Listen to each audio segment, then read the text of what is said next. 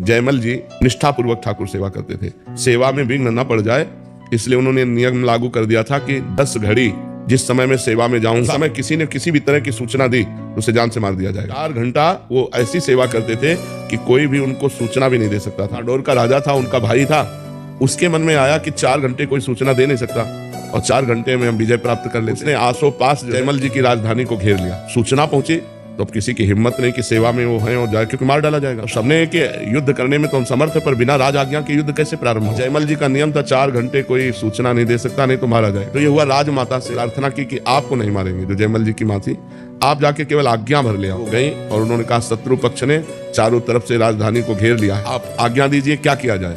तो उनका राम जो करेंगे वो सब भली होगी। पीछे मुड़कर नहीं देखा, सेवा नहीं रोकी और कहा जो राम करेंगे वो भली ही होगी, भगवान जो करेंगे वो भली ही होगी। वो वापस चली गई। आज्ञा तो हुई नहीं। भगवान ने जब देखा कि मेरे आश्रित इतना सेवा में संलग्नता, तो स्वयं भगवान राजपूत सिपाही का वेश धर करके जयमल जी के घोड़े पर चढ़े और जाकर के युद्ध किया। सबको मूर्छित कर दिया, घायल कर दिया, मारा एक को भी। बाणों की वर्षा से जयमल जी जब 4 घंटा अपनी सेवा करके निकले, उन्होंने कहा हमारा घोड़ा लाओ। घोड़ा हाँफ रहा था और पसीना से लथपथ था। तो उनका ऐसा लग रहा है ये तो बहुत युद्ध करके आ रहा है, पसीना घोड़ा। तो दूसरा घोड़ा, राज घोड़े तो बहुत होते हैं, दूसरा घोड़ा मंगाया।